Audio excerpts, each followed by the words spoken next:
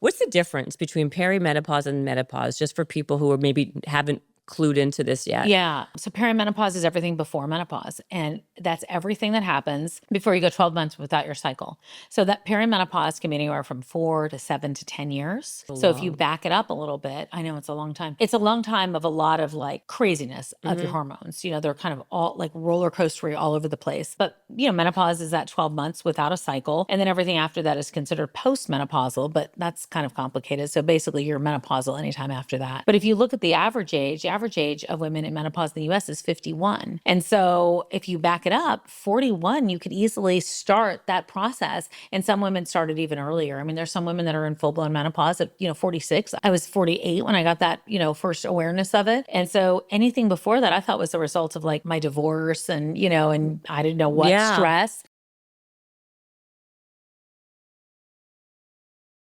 All right, you guys, we have Tamsen Fadal. Is that how you pronounce your last name? Yeah. Tamsen Fadal, who just wrote the book, How to Menopause, on the show. Her book quickly became a smashing success on the New York Times bestselling list.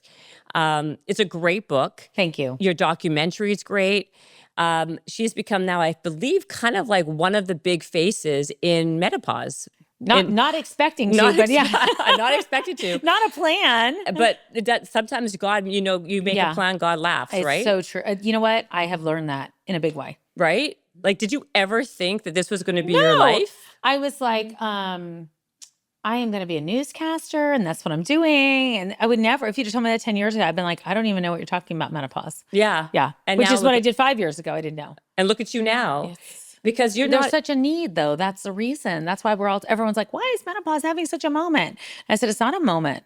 This should have been around for a long time. I do feel though, and I wasn't even sure if it was because of where I am in life. Yeah. If it's, is that why I'm seeing so much about menopause? Or is it having like a huge moment in the zeitgeist right now? Well, that's what I thought. I was like, is it my algorithm that's doing this? It's just feeding it to me over and over. But look, I think somewhat that. But honestly, I really do think that this is a conversation because I'm hearing people of all ages come up and talk about it, and men too talking about it. And being very aware that it's out there. Yeah, that there's a conversation. I think men are probably aware of it because the women that they're making them be. Yeah, because there's so much more.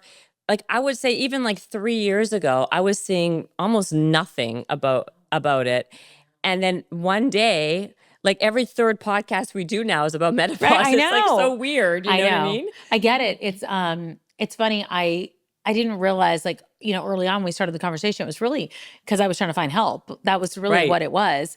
And now as we've gone along, I realized as I wrote the book, it was like, it impacts every area of your life. So it does make sense that the podcast you're doing, like it has little touch points all over the place, whether it's workplace or how you work out or, what you do with regard to mindset. It's kind of everywhere. Well, also, I didn't know this stat until your book, but like, wasn't it like 50% of the workforce are women who are in menopause or something like that? So that's a huge stat. It's huge. We have 1 billion women globally. Yeah. And, are in this menopause transition. 6,000 in the US alone come into menopause and into this transition every day.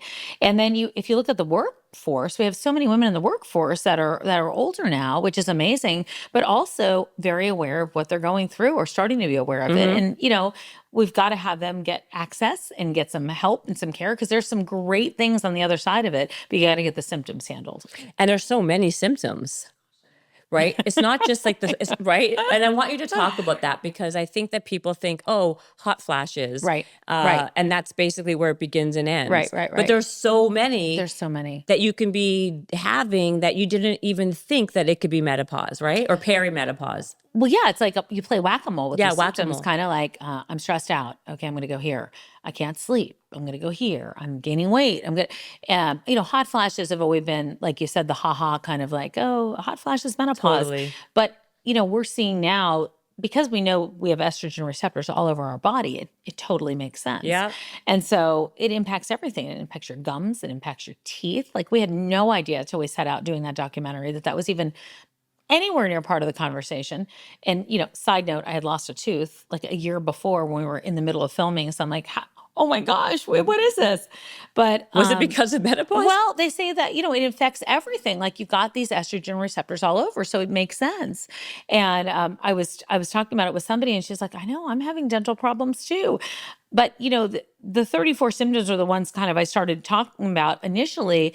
And then there was a recent study done, and it was right as the book was about to publish. And I pulled back and added this to it, that there were 100 plus recorded symptoms of menopause that had come from a researcher out of Canada. So I was like, oh my gosh, I don't want people to be upset that there's like 100, but it makes sense. Wow. I know. So what are some of the more unusual ones that people wouldn't even think about? Yeah, that's a good question. Okay, so burning tongue, or your tongue feels like it's burning, like kind of a little tingly. Yeah. Itchy ears because of so much dryness all over. Brain fog we talk about a lot now, Yeah. but I don't think we had those words before. Like I would just stop in the middle of a sentence or go somewhere and didn't know why, or lose something, or couldn't find my keys. That happens to me every day. My God. I know. I feel like that's happened to me my whole life, kind of. I was going to say, what part is just like I kind don't of who you know. are? I don't know. I mean, it's gotten worse, but it's now gotten better because I'm kind of on the other side, which feels really exciting. Yeah. Because when I was in the middle of writing the book, I was like, I need this thing to be brain fog proof because I can't remember anything right now. Joint pain is another one that I think women are not aware of. And so they get very frozen shoulder or something else with inflammation, which is really frustrating. You know, it's really interesting. That's when I kind of figured, well, maybe I'm in perimenopause because I got a frozen shoulder. Oh, yeah. And I had no idea what I kept on like. Do you have any of the other? Oh, irregular periods. That's another one. Do you have the symptoms, or do you know what your symptoms I had are? it for 2.5 years, this frozen shoulder. I don't have it Oh my anymore, gosh. thank Okay, God. good. But I had it for a long time, and I worked through it. Like I kept Yeah. on like working out, thinking I just hurt myself. And then I one day I know. went to the doctor, and he's like, you know what you have? You have frozen shoulder, and it's going to Well, whatever be. you're doing now, your shoulders are amazing. Oh, So well, thank you. yes, You got to come on more often. I would love it. Oh my God. I come here and work out with you. Anytime. I have a huge gym across the hallway. Oh, that's and awesome. You can come over next time Awesome. when we have more than 10 minutes to spend Oh together. no, we're gonna be good. Good. No, but like it took forever, and I didn't know that was like a sign of perimenopause. Yeah. Or what's the difference between perimenopause and menopause, just for people who are maybe haven't clued into this yet? Yeah. So perimenopause is everything before menopause, and that's everything that happens before you go 12 months without your cycle. So that perimenopause can be anywhere from 4 to 7 to 10 years. So if you back it up a little bit, I know it's a long time.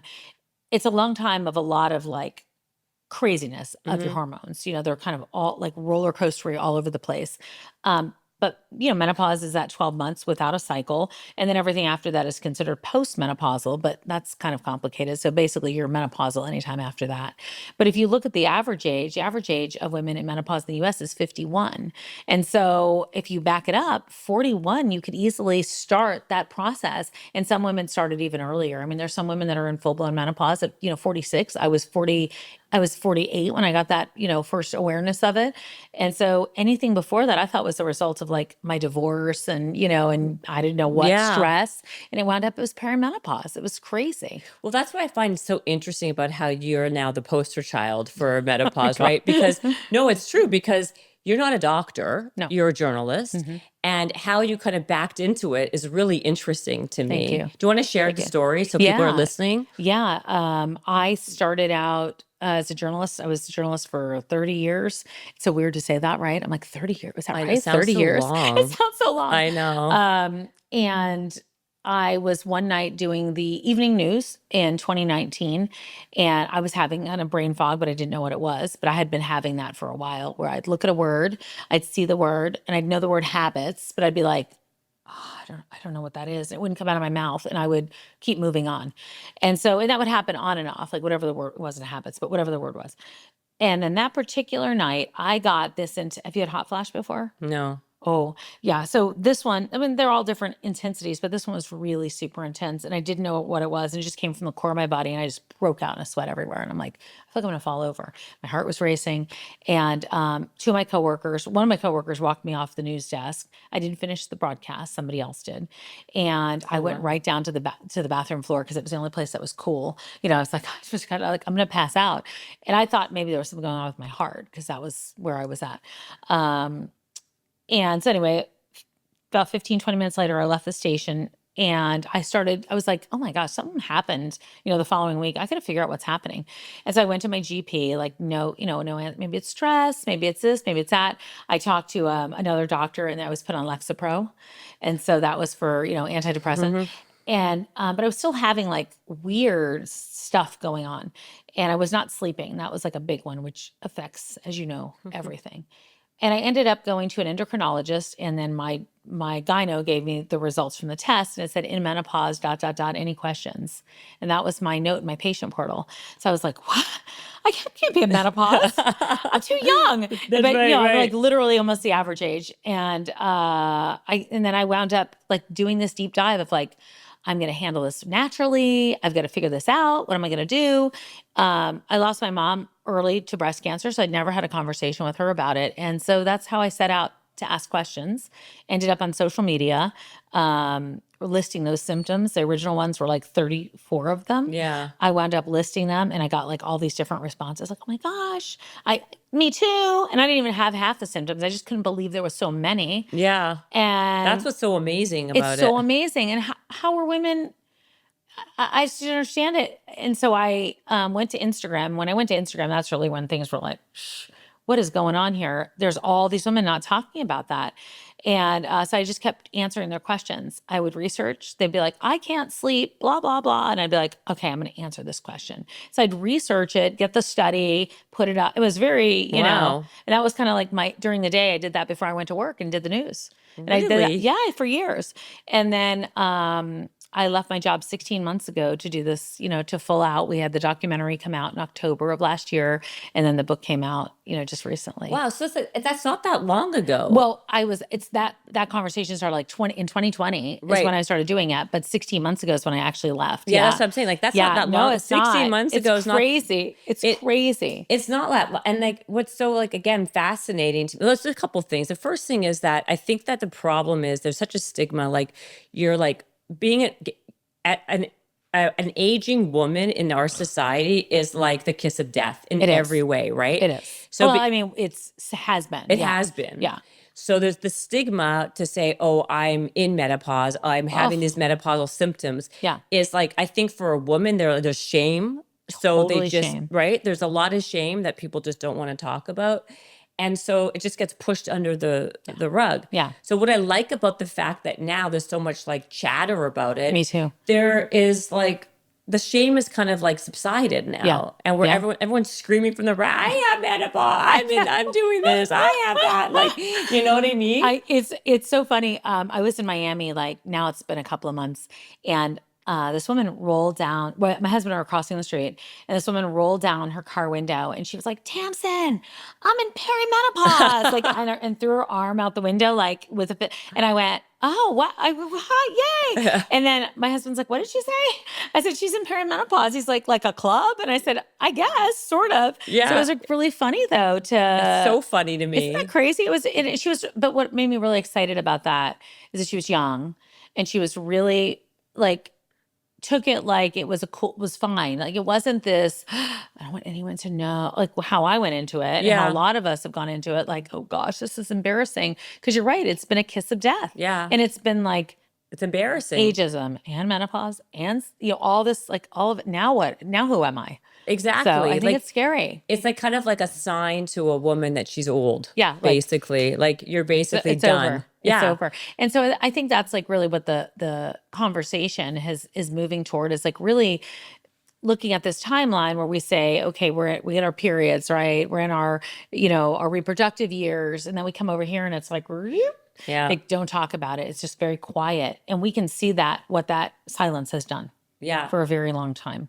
So I'm glad people are loud about it, because I think we got a lot of making up to do. Right. Like, Right? is that kind of why you wrote the book in a way, to kind of to kind of be another voice for what it is, and kind of give women who don't necessarily have the information. Yeah, I think a couple of reasons. Like when I originally set out to do it, it was because there were so many questions that I was trying to answer, and I couldn't it's not like one or two things, because no woman is the same. The symptoms you have or I have or Right. any will always be different, and always it's so unique. And so I think that because there were so many things to talk about in it, like just the symptoms themselves, and then that didn't even go into the lifestyle changes. Because when you think about it, if you're a woman that doesn't want to do hormones or can't do hormones, then you need to know what your options are. And that's not a lot of the conversation right now. Right. It hasn't been. And so there's all the lifestyle aspect of things. So I interviewed 42 experts for the book, and I was excited about that because that's like what I love to do is Right. a That's what you do really for a living. it is, Yeah. and I love like hearing different viewpoints of things, but also like taking that information and distilling it so it wasn't like very dense, because I'm not a doctor and I just can't do that. But I wanted it to also be brain fog proof. Like I Thank kept God. thinking like the woman that's reading this is probably not sure what's about to happen to her, or is sure what's happening to her and can't like even focus a little bit, doesn't feel good, feels terrible, and wants to know there's some hope. And so that's kind of what I did with each one of the chapters and how I broke it up. So it starts out with explaining how we got here, from our past, and then talking about hormonal, non-hormonal, and then we really move into, the symptoms, obviously. That was a Yeah. big chapter of understanding what those all mean. And then the rest of it is where it impacts you past the doctor's office. It impacts us at work, in the boardroom, in the bedroom. It impacts us in relationships. It impacts us when it comes to mindset, when it comes to our bodies, our closets, all of that. All of that is impacted. And so it was important for me to just hit upon those things, because I kept hearing from women like, my skin's different, my hair is different, my body, like and some women would weigh the same, but their body distribution of fat would be different. The composition of their Yeah, body and it would composition be changes. it's been really hard for a lot of women, and I understand it. So I wrote it. I was like, well, there's no what to expect when you're not expecting or in menopause. So I'm writing that book. So it's a how-to guide. It's great. And then Thank you. what were some of the things that you gleaned from the experts that you had that was surprising to you? Well, I think, you know what, I want to go back to the other question you asked, because it'll answer this one too. One of the reasons that I really like went in hard on this is because I think women have to be their own experts Yeah. with this, and we don't have a choice, because a lot of doctors were not educated, and some are very, By the have way, some of them educated are still not themselves. educated. 100%. 100%. I find that still like MDs are not like, I've been to 3 MDs and they're believe all like, that. "Oh, you're fine." Like I you're totally believe that. so I what, totally believe that. so what's that? So, Like what are you supposed to do with that? I know. Well, and that's what this was for. That's really what it was for. And so a lot of them, it's not the doctor's fault, but they did not learn this in medical school, most of them, Right. especially not in different disciplines. And so that was very concerning to me, that an OBGYN has less than a month of learning about this time in a woman's life. That didn't even make sense to me. And two, because we have so many women that are dealing it so quickly, not enough of those doctors to go around. Luckily, we have telehealth now, but there's still a lot of women that don't have access. Like, they need to know what's going on so they don't feel like they're going crazy. So if just the low hanging fruit is to like get the information, that was really what this was for. And so women could feel like they could take charge. So if they do go into a doctor's office like that, and the doctor's like, oh, this is just what happens when you age, Right. or, the symptoms aren't that bad. So if they're not that bad, I wouldn't go on hormone therapy. I mean, these are the things that we hear, women are hearing every day. So I wanted women Yeah. to feel really empowered to go, you know what, that's not okay. I'm either going to another doctor, or that's not okay. Here's why it's not okay. And so that they have actual resources and references. Like, the reference section is like that thick in the book, but only because if somebody wants to go into more detail, I want them to be able to do that. Right. I think the medical system is so broken. I agree with you. Right. I agree with you. That you need to be your own advocate. Yeah. For everything across the board, right? Across the board. Yeah, not just menopause, but across the board. And I never want to blame doctors, because no doctor gets into this field of these hours and education and debt and all that, Yeah. to not help. But I do think that the system is broken. And so I do think that in any way that we can arm women with something that can help them right away, instead of saying, hey, we're going to try to do another study in 20 years and maybe Exactly. we'll get you, get your granddaughter some help. Women now need help. Well, one of the big problems is that, and I think you do talk about this, that there was a study about HRT, right? Yeah, Hormone yeah. replacement therapy. It's dangerous. So then Yeah. so many women are fearful Yes. of going on this, Yes. doing it. And so really, like, besides doing that, like, you can make some light, you can exercise, you can do a lot of Sure. strength training, all those things that can help. Right. but it doesn't take you over it doesn't kind of No. like push that, the what do you call that? The needle or the Or next. does it push the, no, but I was gonna say push that thing up the Oh, rock up the hill. yeah, rock up the hill. Right, I was like, right, this is right. this No, is my I brain get right it. now. You No, see? I've got the other half of you. I've got you. Thank God. I See? totally understand. This is exactly what happened. I get a loss for words. This is another That's brain great fog. symptom. Yeah. Another great symptom. Yeah, you're right though. It really doesn't. And I think that I don't want women to feel discouraged either going into this time in life or in this time in life, because I see them like really doing some amazing things. Like I see women during this time getting this whole new sense of freedom about themselves and this whole new sense of purpose. And like they're really unstoppable. It is incredible what I've seen women do. And so I do want to try to help them get past those symptoms. And The hurdle. I bet the it's the hurdle. hurdle of Yeah. all of it. It's like the symptoms, it's the fear, it's the mindset shift that we have to have. And I watched my mother, and I didn't realize it. I didn't realize that when you had breast cancer and she had a double mastectomy and chemotherapy, she was pushed into a medical menopause. I don't know if she ever knew that. And so that breaks my heart. The fact Right. that like she would sweat all the time. She'd always be hot. And we were like, why are you so hot all the time? Right. And everyone would laugh and she would laugh. And it broke my heart when I realized it about 3 years ago. And I was talking to my dad and my brother, because I have a very small family and we're really close. And my dad said, do you think that your mom was in menopause? And I said, well, did she ever mention it? And he said, never. And I said, I actually don't know if she knew or not, but I definitely know she suffered alone. And so I really made a pact kind of to myself that if, there was something that I could do, that this was going to be it. And so we did the documentary, and it's now been seen in like 450 plus cities and 40 plus countries. It's a great documentary. Thank you. But it's amazing, like the conversation that happens afterwards with it. Right. And I think it's why you have those conversations. Yeah, I mean, of course. I also am very curious, and I like to know. Yeah. And let me tell you something. Honestly, I'm somebody who is curious and asks all the Yeah. asks questions to experts all the time, and I'm still sitting here perplexed. Like, if you don't do hormone therapy, Yeah. what are the options? Like, I think there's not much you can do except like kind of white fist this thing, Yeah. because that's the only thing that really I think does move the needle, besides strength training and all Yeah. these.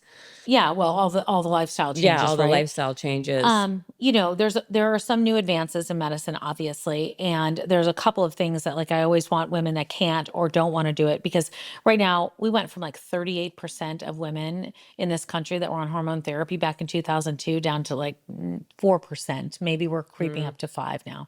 And those are like the numbers from about a year or so ago when we did the filming. So I look at it, there is a prescription that is it's a non-hormonal to help with hot flashes, but that's what it helps with, is hot flashes. Okay. There is vaginal estrogen that is pretty safe for all women, Right. and that's helpful for painful sex, because that's just another area that really is terrible for women to be dealing with. And then, yes, the other things are those lifestyle changes. So I'm just hopeful that some of this research shows different ways to go about things. And when we did the book, I made sure we did a lot of the non-hormonal options that are out there, only because I kept thinking to my mother, like, what would she do? Would she be, they were like, good luck. It'll only be 10 plus years of suffering, and then you'll get past it, hopefully. So I kept thinking about her when I was writing that, because, we're talking about a lot of women that still are not comfortable or can't do it. 100%. That's Yeah. what I think. That's what I really liked about the book as well, is because Thank of the non-hormone. Because I think people are very. I mean, 100%. And you can say all you want that the fears are they're it was overblown. It was not. It was it was done with Data various didn't support it. The data didn't support it. It was a selected study. All the things, but psychologically, people can still be very scared to go on Exactly hormones. right. I'm glad you said that, because I agree with you. We could talk till we're blue in the face, but the truth of the matter is that if you have a set belief, despite any of the data, and look, I put a lot of those references in the back because I'm not a doctor, and it was really important for me to go deep into that research and make sure that we answered all questions and made sure that women felt comfortable and made sure that women could do it, the reading of it themselves. But But if you don't feel comfortable with that, there's nothing I'm going to say that's going to change your mind. Maybe, but not everybody. And so I wanted women to be aware of, what that study was, where we are today in 2025. I mean, that study was 23 years ago now. I know. It's a long time. but imagine how long that has taken to take root. So it has taken root down here, and to think we're just going to be able to to toss that aside in a few years, it's not going to happen. So we've got to get those women some help. I agree. Have you noticed in your findings, though, that it's mostly functional medicine doctors who are much more progressive Right. with other this things. versus MDs like OBGYNs? Right. Yeah, absolutely. I mean, I think that it all comes down to what educating. And, Yeah. a lot of those doctors are educating themselves. I Yeah. sat down with one when I was in Chicago, actually, and she had moved into more functional medicine.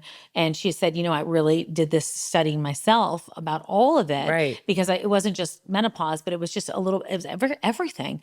And I think, when you're talking about root causes, that is extremely important, especially during this time, because there are gut issues, there are thyroid issues, there are cholesterol issues. There's a lot of things that come up during this time, along with all this other stuff of being a woman. Right.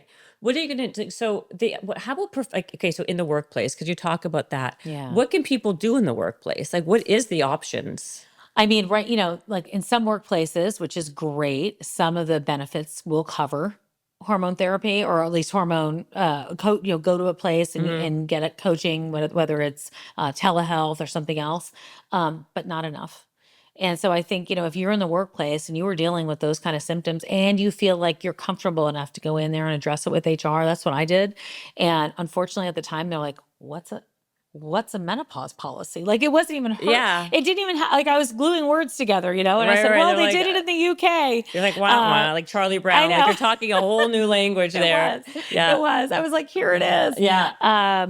Because the UK really has been very advanced with a lot of things, way ahead of where we've been for a long time, and hopefully we catch up. But I think if you are willing or able to go talk to HR and try to do anything, whether it is finding a way to have group conversations for women's groups, finding a way to educate women, or bring a speaker in there just to talk so you feel a little more comfortable, and then obviously benefits. I mean, there's other things like, can everybody have a fan at their desk? If you're working in a factory, can you change uniforms? There's some actual real changes, because we all work in a different environment. Right. We all work in different kind of workplaces. Not everybody is sitting in a corner office. So we have to take that into consideration too, when we're talking about these kind of changes. What are some of the things that are top of mind that you really, from, like I said before, I'm going to go back to the question, from the experts, the doctors, the people that 42 people you interviewed, what were some of the things that really surprised you the most? And that's the first part of the question. And then the second part that you found to be like really helpful tips for other people that people may not, when they listen to this podcast, that they can maybe like, oh, I never heard that one yet. Yeah. I think that for me, the surprising part was obviously that lack of education. That scared me quite a bit, but made me really determined. I think that the other thing was the fact that we have so much research that hasn't been done on a lot of things. Women weren't even part of studies until the mid 90s, like mandated to be part of studies. I thought that was just crazy. Wow. And then I think my other concern was the dismissal of women, really like thinking that women can suffer through it, and not realizing there's those long-term health ramifications that are possible when it comes to bone and brain and heart health. And so that scared me quite a bit, because I didn't realize that when we were talking about treating menopause, we weren't just talking about these these symptoms we're talking about. We're talking about long-term longevity, health span. So that's one area. And then I think that some of the tips that I thought were helpful really came in the area of sleep. Sleep was a huge area that I was going to just like make it a chapter along with brain. And then I realized like that was a chapter that I really leaned into quite a bit, because it's where women suffer, along with weight gain and belly fat. But sleep was a place where people were really, really suffering. Yeah. And so to understand, the importance of that sleep hygiene, a sleep routine, understanding how important it is to get up in the morning and get moving, how important it is to make sure that you're in bed at the same time as best as possible and getting up at the same time, light, and how light impacts us in so many different ways. Right. So I didn't understand how important all that was. And when I did the initial interview, I'm like, oh, there's so much more. So I went back and did another interview with another specialist, because I I really do believe that if women can at least get something handled, and that's not always easy because our hormones are everywhere fluctuating and we wake up in the middle of the night and then we're wide awake at 3 o'clock in the morning for no reason. But I feel like if at least they can start tackling that part, which you can do right away, then at least you have a fighting chance to start feeling a little bit better. And then belly fat's another big one too. Belly fat's a huge one, A right? huge one. It's a huge one. And I see a lot of incredible experts out there that are focused on fitness for women over 40, which is, I think, is really, really important because a lot of women didn't go to the gym and do weights. We did cardio. We did cardio. We stayed away from the boy weight room. You Yeah. know, we were like, no, we're going to sweat it out Yeah. until, you know. We did until- aerobics. We did aerobics Yeah. on that dang step. Yeah, the step, you know, step aerobics. that blue step. And so, so I do think that there's a learning curve there that we have to have. There's you a know? lot of, you know, the thing is there's so much like cross information, right? I agree. You know, people, you know, cold plunges, for example, is the thing. Do you have one? Yeah, I do have Oh one. gosh, that's awesome. But I'll tell you something. I had a doctor on here. Dr. Stacey Sims was on here. She's amazing. And she's got such great information. amazing. And you know, what I liked about her was she was contrary to a lot of the like the noise out there, Yeah. right? Yep. And like she said that the cold plunge for women is actually not beneficial. I know. Right? It stresses your body too much. Which didn't bother me that much because I don't really love it. Believe me, I was thrilled. I wanted an excuse. You just cover yours up, right. Not to do it. Let's find like 5 more things that she said. I've got a million. I wrote down a whole. I'd like to have some more of those. I have Soul Cycle. Okay, I knew Spinning. that one. Well, that's the other thing. Like All some of the the stuff. hits and stuff that a lot of women, you know, have thought was great. There's a lot of people that are saying like, no, that's not necessarily where you need to focus. Well, because like heavy car, like all the spinning and Oh my God, what we've done to ourselves. Because number one, it breaks down your muscle Yep, or your yep. lean muscle mass. 100% it does. And especially as you get older, you need more muscle. So it's like doing the opposite of what you're trying to accomplish. Well, and I also think about women that have not been offered hormone therapy too, because there is a whole generation, if not more, that never got that option. Yeah. And so now they're coming up going, wait a minute, I never got the option. That's okay. Jesus. Do you want to go like a little bit longer and I can just make a quick phone call? Do you want me to do that? Do you mind? No, not at all. I just don't want you to feel rushed. Is that okay if I do that? I feel Is that rushed, but okay? I feel it's my fault because I No, didn't realize you were here like an idiot. Let me just I mean, I'm sorry. You guys want to take a restroom break or anything like that? I'm good. You can. Do you want to take a bathroom break? Go ahead. No, I'm fine. I'm totally Okay, fine. I just wanted to I don't want to make. I want to be mindful of you. So Sure. Okay. All right. are you ready? Text and we're done. Okay. Where do you have to be? What area? Back to Santa Monica. Okay. Okay, So that's not bad. I don't. Right. That's not bad. No. But I mean, traffic this way is different. no, it's, or ba- I it's don't still know. bad. Okay. At It's this okay. time, it's We'll get it. terrible. We'll get it. Don't worry about it. So Don't be worried. What was Don't be I- worried. Let's just No, go I feel until we go. I hate that because I would never have done don't that care. to you. Let's go. No, please don't worry about Ugh, that. it's terrible. Okay. where- Emily knows me too well. Ask her. I'm very like She said you normal. were a I'm a sweetheart. normal person. I'm no, not- she said you're super sweet and super Oh, nice, and I she love her really so likes you. much. Yeah, I didn't. How do you even know each other? We met. Well, we knew of each other, but we got to know each other better at South by the year Last before year. last. Yeah. Not this year, the year before. Yeah. And she interviewed you for the book or something? I interviewed her for the book, and then her- I asked her to come and interview Me me for the book, yeah. in Barnes and Noble. So it was That's cool. so Yeah. cute. So I'm like, I'm having like an LA group now. Like I know people You in know LA. all these people. Well, I don't know Who very else? many, but I know Lisa. And then I've got like a couple of other like women that like Melissa Meyer. I know her. I mean, they're not really in the menopause space. Suzanne Gilbert-Lenz, who's actually really, really good. Oh, if you've won her. You know what? She actually, She's great. They reached out to me a couple times, and I don't know what happened. She was supposed to be my doctor like 10 years ago. Oh, she's great. She's an 'cause she deals a lot- OBGYN, isn't she? She is. Yeah. And she deals a lot with breast cancer and just goes into that conversation, which is always a good I should conversation. reach out to her. I forgot about her. She's good. She's good. Yeah. So anyway, just a few of them. Did you do? My okay, so- husband's in the television business. That's why we live here. at all. Oh, what does he do, your husband? So he does talk shows and game shows. He's a syndicator and he has a TV studio. He runs a TV studio. Which one? Debmar Mercury. What's it called? Debmar Mercury. What are his shows? Which ones are his? Family Feud. I love Family. Yeah. I know love everyone loves Family it. It's so funny. Yeah. A friend of mine was like, I watch it every night. I was like, you do? Really? I don't watch it every night, but yeah. whenever I see like clips of it or Yeah. something, I'm like, oh my God, I love the whole thing about why is my phone doing this all the time? I love when they show like, the funny back and forth. Oh yeah, between, the banter. Yeah, the banter. it's so funny. Yeah. He's really good. He's really funny. It's great. What other ones does he do? The Sherry Shepherd show. He used to do Wendy Williams show. What by the way, what was this? Whatever happened to her? I know. She was just like, she actually has what Bruce Willis has, the frontal lobe. Way. Yeah, That's what it is. So it's really sad. She's such a talent. Did it come out of nowhere though? I don't know how that works. I really don't. Like I think his did. I'm assuming it's like, I just don't know enough about it. But yeah, that was really sad information when we got that.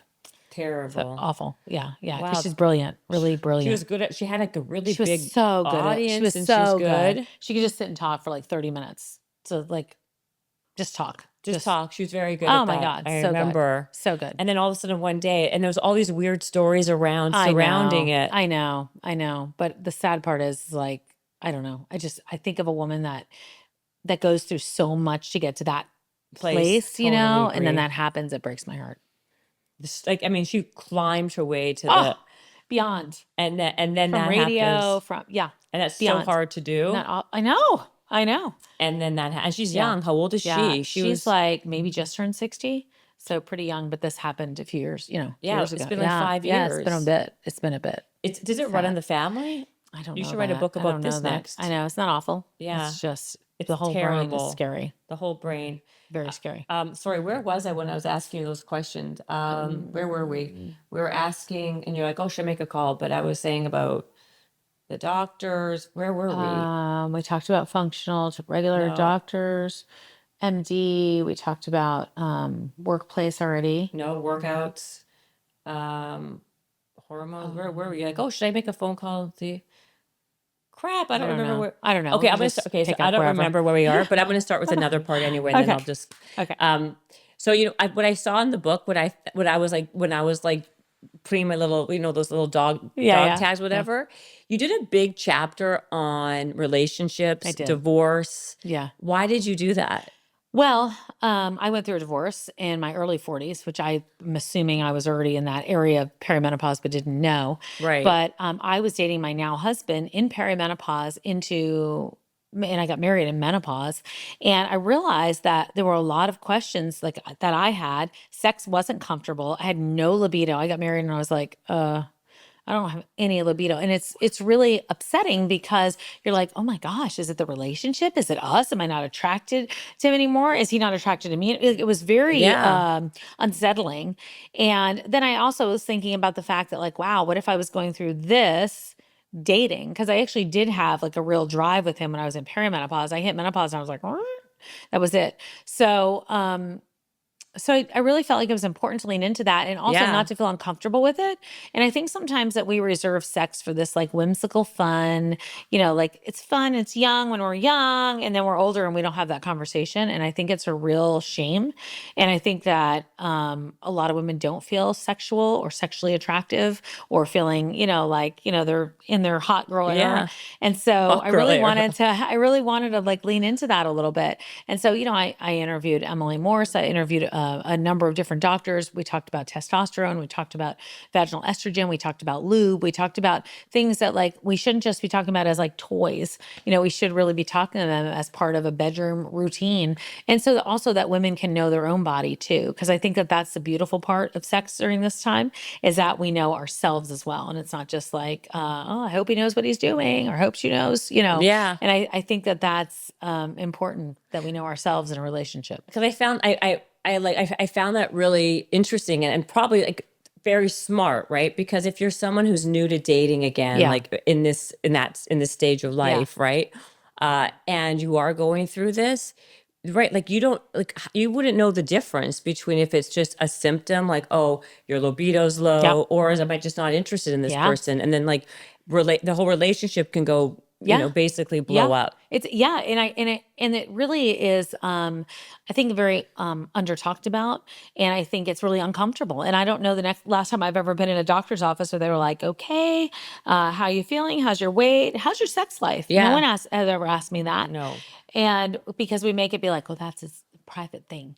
Well, no, because that is all tied up in everything that we're going through right now, especially that. It's, and also I shouldn't even say just like dating, right? Because if you're married Yeah. forever, Yeah, right? of course. And That's like, another thing. right? And so it affects like, I wonder how many relationships, kidding aside, have ended, Oh, sure. right? Because like the woman's not interested anymore. And it's not because like The guy maybe doesn't understand or the partner doesn't understand. Yeah. right. And they don't, or they think it's because like there's no interest anymore, or that like the romance is gone, whatever it is. Romance is dead. But who knows? But maybe it's just that. Very easily. I bet you Very a lot easily. of people are not even keeping that, like, are not kind of cognizant that that could be a No, situation. I don't think so. And I think I'm sure it's very prevalent. And, there was a study that was done, and I can't remember the year, but it was talking about the number of women in midlife that were filing for divorce. And I thought that was very interesting, initiating.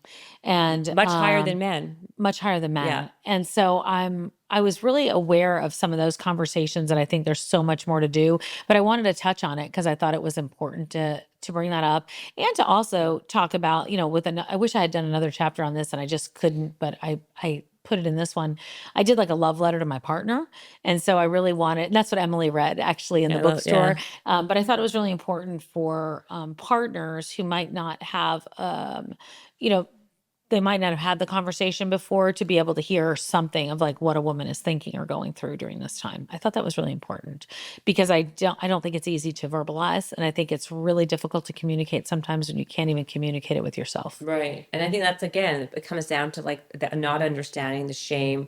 Not understand what we're going through. We're just learning. We're on a learning curve right now. Exactly. Yeah. And I think like, it becomes like one of those things, like, your husband or boyfriend, whatever, is like, oh yeah, she's on her period, or she's like dealing with this. Like, it's very much like kind of like, it's hormones. It's hormones. Exactly. Yeah. And it's like not taken seriously. Yeah. It's not at all. Definitely not taken seriously. Not at all. It's not taken seriously. And it's also been kind of very mocky. And I think that that's what we have to get beyond. And I think the media has not done a great job of that. I mean, we didn't talk about any of these kind of studies. I don't remember any of these kind of studies. I remember studies when I was on the air doing the news about heart, about weight gain, about risk of stroke, Alzheimer's, all the time. Food groups, all the different, like, you should eat eggs, you shouldn't eat milk, you should have to, all that stuff. I don't remember talking about perimenopause or menopause. I don't remember talking about any of that stuff. No. And so it's not sexy. It's not sexy. I don't know if it, well, now it is. Well, but it wasn't. Yeah, exactly. Now it's a little more sexy. So what is your routine? How did you kind of overcome those symptoms and kind of go through menopause in such a good way? Like, what did you do? Well, I don't think I did in such a good way. I think it was a struggle for a long time. I had some really like dark days that I didn't even know were perimenopause. I think that you got over the hump. Yeah, I got over the hump. Yeah. And so I really had to focus on what was important. Like I did the typical, I don't need to sleep. This is like, it's fine. I can push through everything. And then I realized one day, like, this is it. Like, this is the time that's going to set you up, as more I study this, for the next 30 to 40 to 50 years. So you better figure it out, girl. Like, I really did have to stop a little bit and refocus what was important. And especially past 51, because that's when I lost my mom. So I didn't really have that roadmap of when she was 51, what that looked like past 51 years old. And so, I did decide to do HRT, and I do. And it was a big game changer. Huge, very right? helpful with sleep, very helpful with hot flashes, very helpful with night sweats, which were a big problem. I really did change workout routine like immediately as soon as I realized what was going on with strength training, though I always really liked lifting weights, but I thought I had to do cardio to like the crazy, amount. And then, I did focus on my sex life quite a bit. I really did. It was that wasn't like, okay, I'm doing some vaginal estrogen and lube and everything's fine. Like, it really did have to take conversation and commitment to it, and really kind of, figuring that out and being open and honest about conversations that were uncomfortable. Right. Well, Yeah. I told you before, like Emily is like one of my best friends. Yeah. So like You're lucky. yeah. You've been Oh having no, this conversation forever. no, I was gonna say she talks about this with me all Yeah. the time, Yeah, and I'm yeah. always like I hear it all the time. Yeah, it's You like- know what I mean? I'm like, oh it's- God, you know, it's like it's because I always laugh and joke around with her because it's part of her vernacular. That's Yeah, how it she is. talks. It Like is. we It went is. on this her and I went on a biking trip to Croatia, and like with like a bunch of people How fun, yeah. we didn't know them. Yeah. We had to have dinner with Yeah, them yeah. every night, and like That's it's so fun. her wording and her verbiage I is very know, different I than know, what like a I know. normal person would be. It was hilarious. It's great. It's great. so funny. So funny. Well, it's funny to watch how people are like, what? I But know. We were It in just Barnes rolls and off her Noble. tongue, though. Oh yeah, she doesn't think anything about it. We were in Barnes and Noble, and we were like, it was at the Grove, and it was a few weeks ago, and we were in the middle, like where you're kind of like by the, I think there was like cookbooks, and I don't know what else was behind us, and we went to do the Q&A, and people are like, I want to talk about my sex life. And I was like, great. And then we're like, Ellen and I are talking, and I kind of looked around, and I was like, we're in the cookbook section of the bookstore. Is that okay that we're like, but it was great. That's hilarious, And the yeah. store was awesome about it. They it was really wonderful to see it so open. And Yeah. they came up afterwards. They were like, thank you. And I was like, no, thank you for, I feel like all of it, like the sex stuff, the sex talk is becoming a little bit more mainstream. It is. It's still uncomfortable though, like to, I know, to a I lot know, of people, I know. me included. Not Yeah. not because of anything. It's just like I'm not used to it. No, Except I don't think any of us were. Nobody is, none of us were. And, I do think that paying attention to mindset with all this is really, really important because I didn't have any way to control stress. I didn't pay attention to any of that stuff. I was like, oh, yeah, okay, I'll have time to meditate. Sure. Exactly. I didn't have Yeah. those habits built in. And so I had to learn them. So what are your habits? Like what do you do every day now? Yoga's huge for me. Even if Okay. I can do 10, 15 minutes, like that is my meditation. Really. That's what Every I can day? do. Well, if I do it, it's short. It can be very, very short, but that's what I do in the morning. Okay. Like I go outside and walk in the morning first thing, come back and do that. And then I'll decide if I'm lifting weights, but I can't do like 3 hours of working out. Like I just don't have that. Right. And I don't have that. I don't want to do that. I don't want it to be where I'm not looking forward to something. Lifting is huge for me. And then with stress management, I really have gotten into a place where I understand what I can and can't do, and I understand my focus. It takes a lot of focus for me nowadays, different than what it used to. Mm-hmm. It takes a little more brain power, different than what it used to.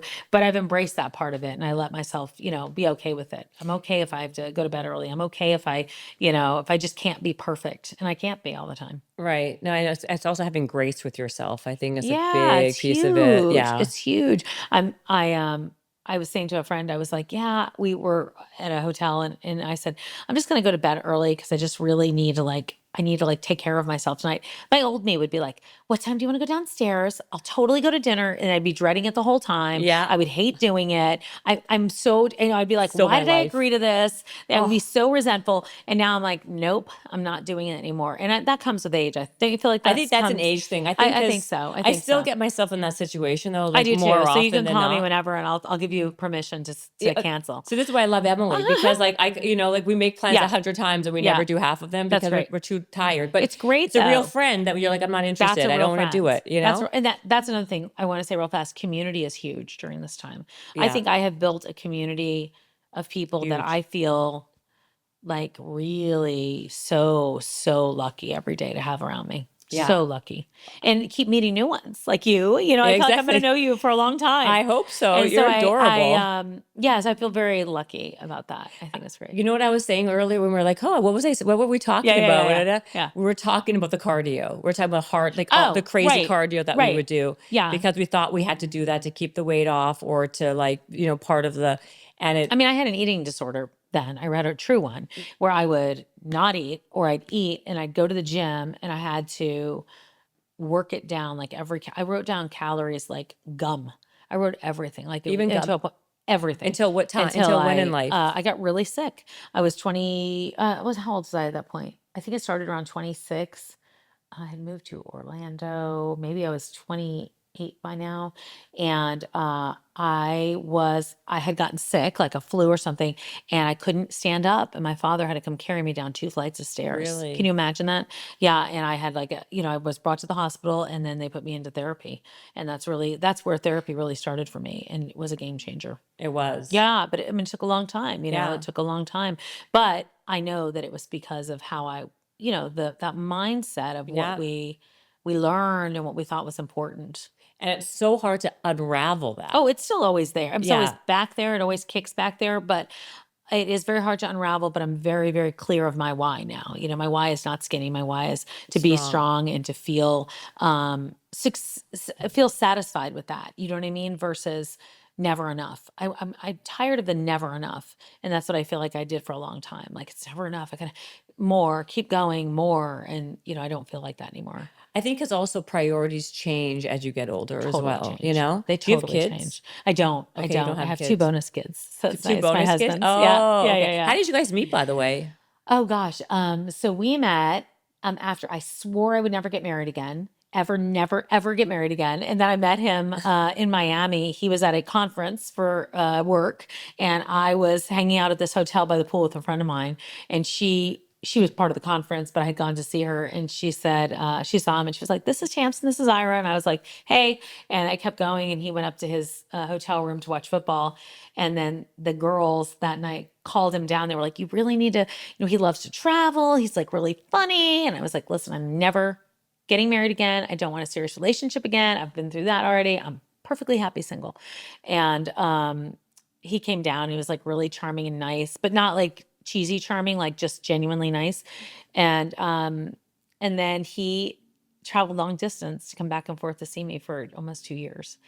He was living in California now in Santa Monica, and I was in New York anchoring the evening news. And he would come back and Really? forth. Yeah. And he would be like, he'd go, "Do you want to go out this weekend?" And I'm like, "Yeah, how about Sunday night?" And this poor guy would spend the entire weekend in New York, and I would give him Sunday night. I didn't know. I thought he was just like back here for something. Really? I was awful, I guess. I love that Yeah. story. Oh my I'm like, "God, it's gosh. awful." You're like, "That, I love it." I do love it because I think that's really good. You don't want to be that available. But I wasn't even trying not to be. I was just like completely not. I was refusing for myself to be any part of that, So he would just And so- hang out in New York for the weekend. Yeah, I guess like he would get a hotel, and that's because he was traveling back and forth for work. But on the weekends, he didn't have to be there. And so anyway, so finally, finally it started to get serious, and then we got a place together in New York, and now we go back and forth. So we're bi-coastal, and That's it's so good. cute. Yeah, he's so sweet. He's very funny. So how long did you date before you got married? Let's see. This has nothing to do with menopause, by the way. No, but it was during the perimenopause Yeah, years. Because exactly. it'll all count. still So he says that we only dated for, let me think, we got married in 2021, and he says it was only like a few years because he didn't count he didn't count the first years. Like, that wasn't dating. That was ridiculous. But we met in 2017 and we got married in 2021. So, it was 4 years. I love Four- that. Yeah. See, like you're a perfect example of someone who's living their best life in these years. Like you're a great I'm poster really, I child. feel good. Thank you. He made it very easy because I said, I want to walk the earth with him. Like, he's just so fun. And like, he's the first person I want to call, but not in like a cheesy way. Like, Yeah. ooh, but we just really have a great time together. So it's nice. And he's very patient. Like, have you been on social media at all today? Today, no, I haven't been. I've had 55 podcasts. Oh, I'm sorry. So there's this AI graphic everyone's making of themselves, like of themselves in AI, like whatever they like to do. And mine's like menopause person. Yeah. So we made one of my husband and we posted it. Like, he's a very serious businessman. So we posted it, but he's like, fine. He goes, "I did not approve this," like jokingly. Yeah. And everyone else, he's just, because he's so straight and serious, like straight. He's got a good temperament, though. Yeah, he's very good. He's very good. He just tolerates it. I love that. He's got 2 kids, you said? He does. He has 2 adult kids who are wonderful. How They're old just are the really kids? sweet. One is 30 and one is 32. Not like it's my business or anybody No, it's else's, good. but I want to know. Oh, You know what I mean? you're Inquiring fine. I don't minds have any wanna know. secrets. So we have a good time together, and I love them. And I have a nephew who's going to be 14, so he loves my little nephew, and so it's nice. It's fun.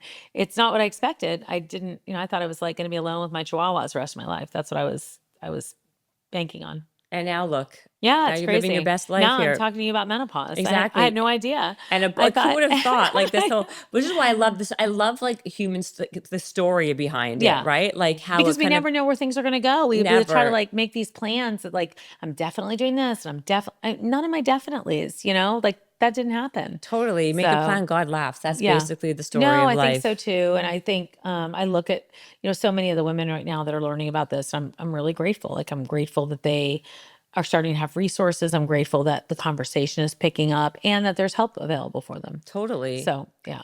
Thank you. Yeah. By the way, thank you for staying longer. I know that this whole thing was a total cluster. It was not. Stop apologizing. Stop now. Because I No. feel bad. You were sitting out there, I don't. and I No, I didn't. I'm like, I left and came back. So it's fine. We're good. We're way I'm good. so happy that like you were able to stay longer. No, I'm so happy I did. and that you came on the show because Well, I you're really such a joy. No, You're you such were a a joy. joy, and your book I really and like there's a bazillion menopause Thank books you. out right now, but yours is truly exceptional. Thank you. And because I love when people compile the best information out there and drill it down in layman's terms. Thank you. For the average It's the only person. way I could remember it. Well, that's the problem because so many of these books are very medical and sciencey and from one perspective, right? So I like that you kind of took the best of the best and kind of put it together and sandwiched it into a book. Thank you. And I love that there's more awareness on this, and Me it's too. becoming less shameful. Because of people like you. You're having podcasts and talking about it and sharing, and I think it's a really big deal. I too. don't think that, any of us realize how much if one woman listens to it and then repeats it to somebody else and repeats it to somebody else, or a guy is listening, it makes a big difference. It really makes a difference. It makes a difference, and I think it makes a difference when people speak to meet you where you are versus 100%. right above. 100%. And you do a great job of all of that, Thank you. explaining it. Thank you. The book is you. called I Have It Somewhere, but it's not around. It's okay. I didn't bring it either, so it's fine. It's okay. So it's called How to Menopause. And Tamsen, you're great. Follow her on Instagram. Thank you. It's at Tamsen Fadal, right? At Tamsen Fadal. And what else? Where else do people find I you? need your arm routine. That's it. That's Okay, I'll all give I that need. to you too. At Tamsen Fadal, or How to Menopause. That's it. That's where we are right now. That's where we are right That's where now. we are today. Thank you so much. Thank you. Bye.